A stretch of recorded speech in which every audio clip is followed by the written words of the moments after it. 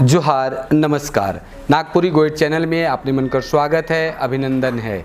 आपने कर संगी योगेश कुमार महतो। आज हमरे नागपुरी बचन उपरे बात करब कि बचन कर प्रयोग नागपुरी भाषा में का लखे करल जाएला। संज्ञा, सर्वनाम, विशेषण चाहे क्रिया कर जोन रूप से गिनती कर बोध हुए चाहे संख्या कर बोध हुए उके हमरे वचन कहिला। नागपुरी में दो ही वचन कर प्रयोग होएला, एक वचन और बहुवचन।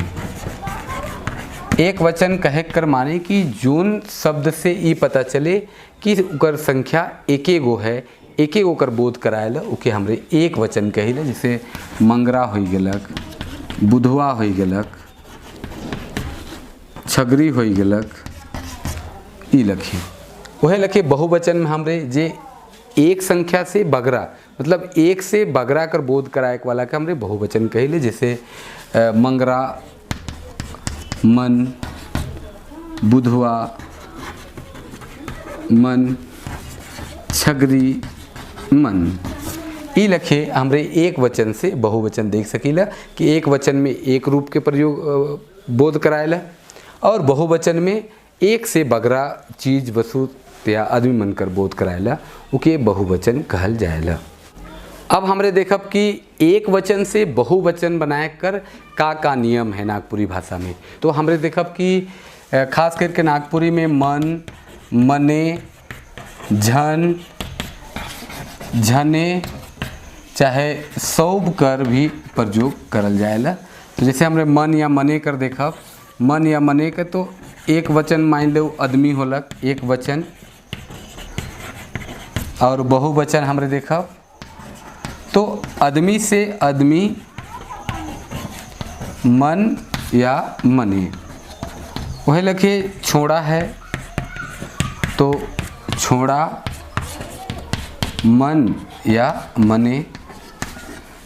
छगरी है तो छगरी, मन चाहे मने। ई लखे हमरे मन या मने कर प्रयोग कर सकीला एक वचन से बहुवचन बनाए के लागिन। अब हमरे देखब कि झन और झने कर प्रयोग का लखे करल जाएला।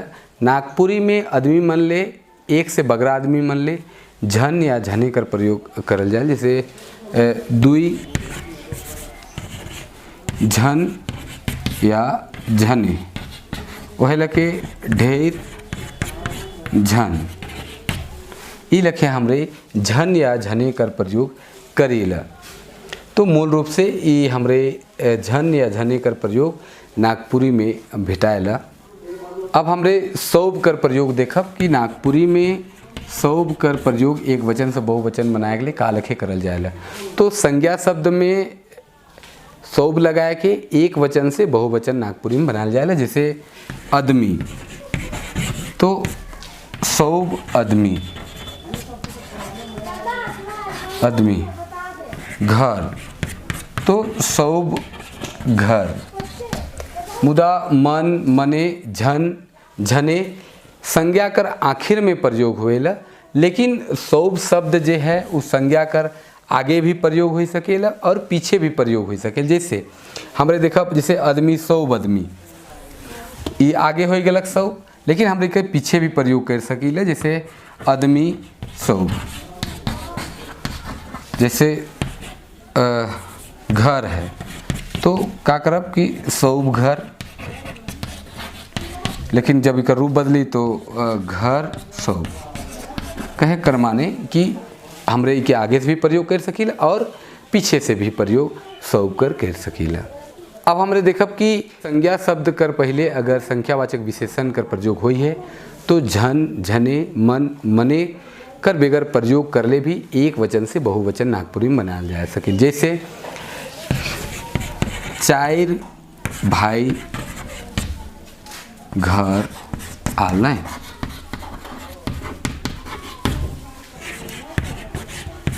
10 घर गिरलक। ई लखे भी हमरे प्रयोग कर सकीला। खास करके संख्यावाचक विशेषण कर चलते नागपुरी में एक वचन से बहुवचन बनाल जाएला।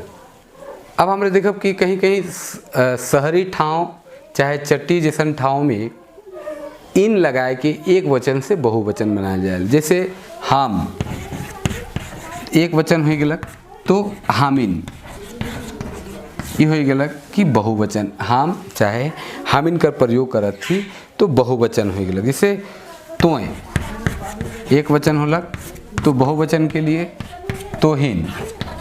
ई लखे एक वचन से बहुवचन नागपुरी में बनायल जाए। आज हमरे बात करत रही नागपुरी वचन उपरे। हमके लागे वीडियो अपने मन के पसंद आवत हुई। अगर वीडियो पसंद आवत है तो सब्सक्राइब करो हमारे चैनल के, शेयर करो और कमेंट करके बताओ कि कैसन लागलक।